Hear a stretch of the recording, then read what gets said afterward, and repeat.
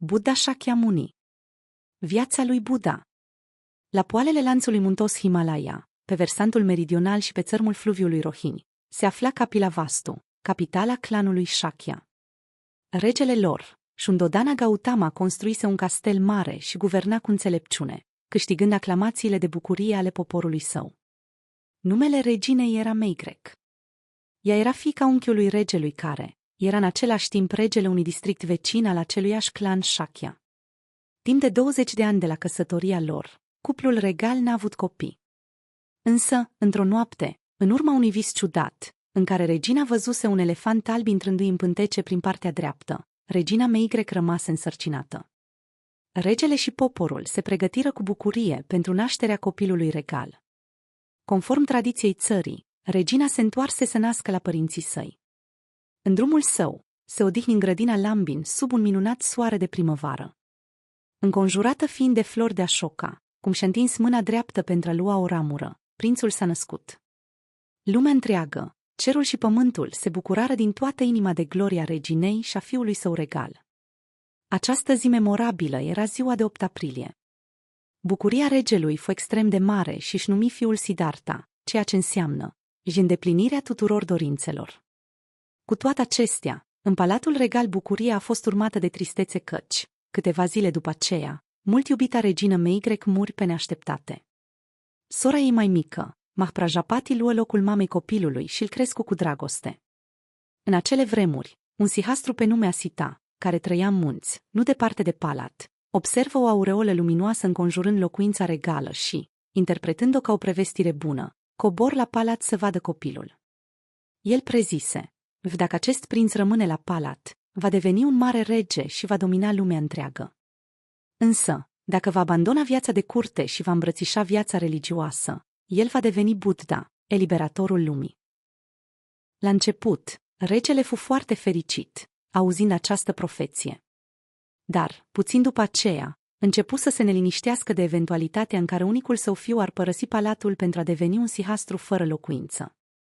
La vârsta de 7 ani, prințul începu să studieze artele civile și militare, dar gândirea sa tindea, în mod natural, spre alte lucruri. Într-o zi de primăvară, ieși în palat cu tatăl său și, împreună, priviră un fermier lucrând. Prințul observă atunci cum din văzduh coboră o pasăre și prinse un vierme, care ieșise la suprafață din brazda întoarsă de plug. Prințul stătu la umbra unui pom și reflectă asupra faptului de mai sus, zicându-și în sinea sa: vai! Oare toate creaturile vi ajung să se omoare unele pe altele? Atunci prințul, care își pierduse mama îndată după nașterea sa, se întristă profund de drama micilor vietăți. Pe măsură ce prințul creștea, rana spirituală se adâncea de la o zi la alta. Asemenea cicatricei mici a unui pom tânăr, suferința vieții umane se înrădăcina din ce în ce mai mult în inima sa. Regele era din ce în ce mai îngrijorat din cauza profeției sihastrului și se străduia prin toate mijloacele posibile a-l înveseli pe prinț și a-l face să gândească altfel. Când prințul împlini vârsta de 19 ani, regele aranjă căsătoria sa cu prințesa Yashodhara. Aceasta era fiica lui Suprabuddha, seniorul castelului Devadaha, fratele răposatei regine Meigrek. Timp de 10 ani, în diferitele pavilioane, cel al primăverii, al toamnei și al sezonului cu ploi, prințul fu cufundat într-un vârtej de muzică, dans și plăceri, dar gândurile sale reveneau întotdeauna la problema suferinței și se străduia să înțeleagă adevăratul sens al vieții umane. Somptozitatea palatului, sănătatea corpului, bucuriile tinereții, ce semnifică toate acestea pentru mine, îi gândea el, îi poate că într-o zi voi fi bolnav, apoi voi îmbătrâni și nu voi putea scăpa de moarte. Orgoliul tinereții, orgoliul sănătății, orgoliul existenței, ar trebui să fie lăsate deoparte de toate ființele raționale. Este faiersc pentru un om, care se luptă pentru existență, să caute ceva de valoare. Ori, există două căi de a căuta, una corectă și alta greșită. Pe calea greșită, constatând că boala, bătrânețea și moartea sunt inevitabile, omul caută contrariul. Pe calea corectă, omul descoperă adevărata natura bolii, a bătrâneții și a morții și caută un sens în ceea ce transcende toate suferințele umane. În această viață de plăcere a palatului, am impresia că sunt pe calea incorectă. Astfel, lupta spirituală a avut loc în inima prințului până la vârsta de 29 de ani, când se născu Raula, unicul său copil. Acest eveniment pare să fi adus lucrurile la apogeul lor pentru că atunci prințul a hotărât să abandoneze palatul și să caute soluția neliniștii sale interiore, în viața fără domiciliu a unui cerșetor. În aceeași noapte își pune planul în aplicare. Părăsește palatul numai cu vizitiul său Shandaka, încălecând pe calul său bălan favorit, Kantaka. Totuși, frământările din cugetul său nu încetau și mulți demoni îl tentau, zicându-i: ar fi mai bine pentru tine să te întorci la palat și să cauți o altă soluție. Astfel lumea întreagă s-ar putea să-ți aparțină. Dar el a fost capabil să reducă la tăcere aceste voci demonice, dându-și seama că nimic pe lume n-ar putea niciodată să-l satisfacă.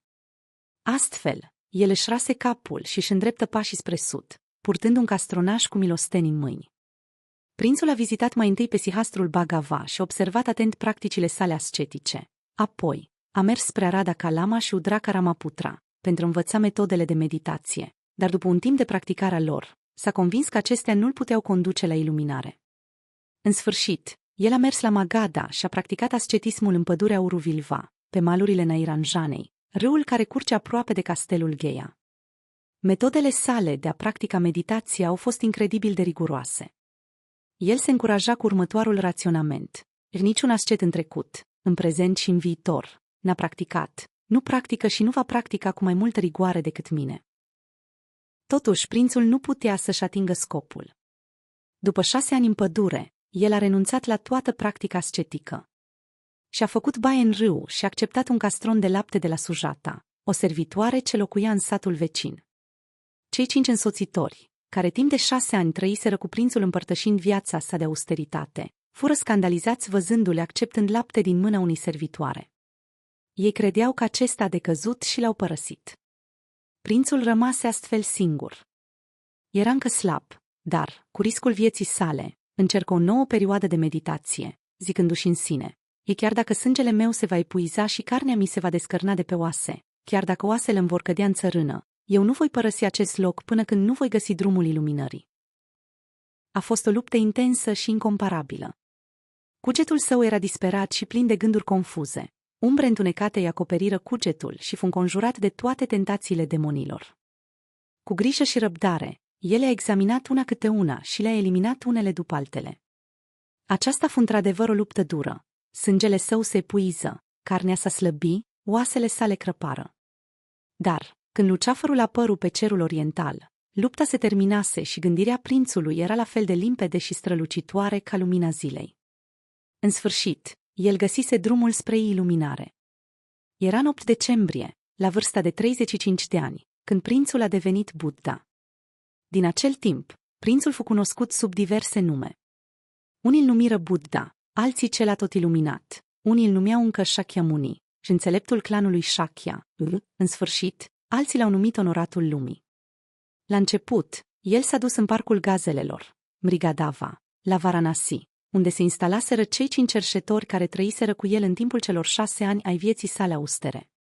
La început ei căutară să le evite, apoi, după ce le vorbi, îi dădură crezare și deveniră primii lui discipoli. După aceea, se înapoie la castelul Rajagriha și converti pe regele Bimbisara, care fusese dintotdeauna prietenul său. De acolo, parcurse toată țara, trăind din milostenie și convingând oamenii să accepte modul său de viață. Oamenii răspunseră asemenea celor însetați ce caută apă sau cam fometați în căutarea mâncării. 2 mari discipoli, Shariputra și Maugalyayana, veniră la el cu 2000 de elevi ai lor. La început, tatăl lui Buddha, regele Shadodana, încă mâhnit în sinea sa din cauza hotărârii ce luase prințul de a părăsi palatul, stătuse deoparte, dar după un timp, a devenit discipolul său credincios. Mahaprajapati, mama vitregă lui Buddha și prințesa Yashodhara, soția sa, și toți membrii clanului Shakya crezură în el și îl urmară. Și mulți alți oameni deveniră discipolii săi devotați și credincioși. Timp de 45 de ani, Buddha parcursese țara propovăduind și convingând oamenii să adopte felul lui de viață, dar, când fu la 80 de ani, aflându-se la Vaisali, pe drumul ce duce de la Rajagriha la Shravasti, el căzu bolnav și prezise că 3 luni mai târziu va ajunge la Nirvana. Călători încă până la Pava, unde fu lovit mai grav de boală, ca urmare a unei mese oferită de fierarul Shunda. Eventual, în ciuda marii sale suferințe și a stării sale de slăbiciune, ajunse în pădurea ce se învecinează cu Kusinagara. Acolo, lungit între 2 arbori mari Sala, El continuă să învețe pe discipolii săi până în ultimul moment. Apoi, când își termină opera ca unul dintre cei mai mari dascăli spirituali ai umanității, el intră în perfecta liniște. Sub îndrumarea lui Ananda, discipolul lui favorit, prietenii lui Buddha i-au incinerat corpul la Kusinagara. Regele Ajatashatru împreună cu alți 7 regi din vecinătate au cerut ca cenușa să fie împărțită între ei. La început, regele din Kusinagara refuză ideea și acest fapt a dat naștere la o dispută ce era pe punctul de a se termina cu război. Totuși, la sfaturile înțeleptului Drona, disputa s-a disipat și cenușa s-a fost împărțită între cele 8 regate. Cenușa rugului funebru și recipientul din pământ, ce a conținut osemintele, au fost donate altor 2 regi cu scopul de a fi în mod egal onorați. Astfel au fost construite cele 10 stupas, mari bastioane comemorative, monumente funerare pentru a se păstra cu sfințenie cenușa și moaștele lui Buddha.